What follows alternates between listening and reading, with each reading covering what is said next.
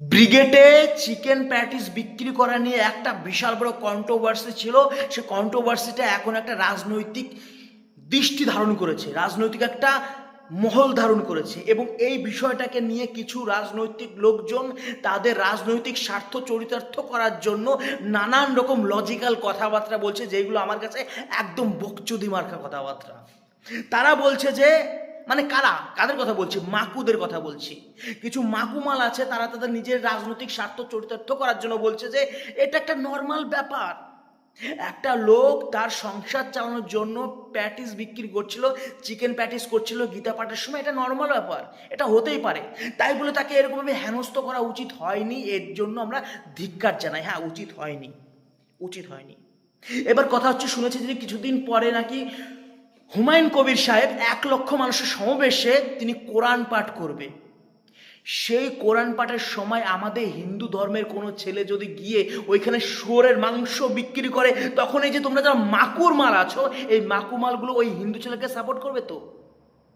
গীতা পাঠের সময় যদি চিকেন প্যাটিস করাটা তোমাদের কাছে কোনো নর্মাল ব্যাপার হয়, তাহলে কোরআন পাঠের সময় শুয়োরের মাংসটা বিক্রি করাও তোমাদের কাছে নর্মাল ব্যাপার হওয়া উচিত।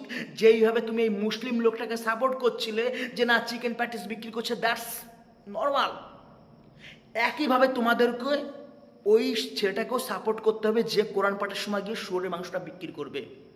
পারবে তো সাপোর্ট করতে? তখন পারবে না, কারণ তখন তুমি কথা বলতে গেলে অনেক রকম চর থাবরের সম্মুখীন হবে। এই যে যেসব মুসলিমরা বলছে যে আমাদের ধর্মের মানুষ বলেই শুধুমাত্র তাকে হেনস্থা করা হয়েছে, তোমরা ভাই সাপোর্ট করবে তো তখন? যে না, কোনো নর্মাল ব্যাপার, আমরা কোরআন পাঠ করছি, আমাদের মধ্যে এসে কেউ কোনো হিন্দু ধর্মের ছেলে এসে আমাদের এখানে শুয়োরের মাংস বিক্রি করছে, সাপোর্ট করবে তো তখন? তোমাদের করা উচিত, কারণ গীতা পাঠটা তোমাদের কাছে নর্মাল হতে পারে। গীতা পাঠের মধ্যে তুমি যদি চিকেন প্যাটিস বিক্রি করাটাকে নর্মাল মনে করতে পারো, তাহলে তোমাদের কোরআন পাঠের সময় গিয়ে শুয়োরের মাংস বিক্রি করবে, ওটাও তোমাদের জন্য নর্মাল হওয়া উচিত।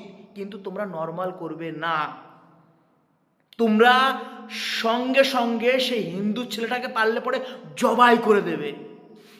হিন্দুদের মধ্যে তুলনামূলক এখনো ভদ্রতা আছে বলে এই যে চিকেন প্যাটিস বিক্রি করা যে লোকটা আছে, সে এখনো সশরীরে ঠিকঠাক আছে। এইখানে যদি কোনো একটা হিন্দুর ছেলে শুয়োরের মাংস বিক্রি করতো কোরআন পাঠের সময়, তাহলে আজকে সে সশরীরে ব্যবসা করতে পারতো না বা সে ভালো থাকতো না, এটা বাস্তব। আজকে যেসব মাকুরা ওই মুসলিম লোকটাকে সাপোর্ট করছো, যদি কোনোদিনও এরকম ঘটনা ঘটবে না জানি, কারণ হিন্দুদের মধ্যে এইটুকু ভদ্রতা আছে যে কোথায় কোন জিনিসটা করা উচিত, কোন জিনিসটা করা উচিত না, তারা খুব ভালোভাবে জানে। তারপরেও বাই চান্স প্রত্যেকটা ধর্মের মধ্যে নোংরা মানুষ থাকে, মনে করে হিন্দু ধর্মের কোনো একটা নোংরা মানুষ গিয়ে তাদের কোরআন পাঠের সময় গিয়ে শুয়োরের মাংস বিক্রি করছে, প্লিজ তখন তাকেও এইভাবেই সাপোর্ট করো। মাকু রাজনীতি চুদাও।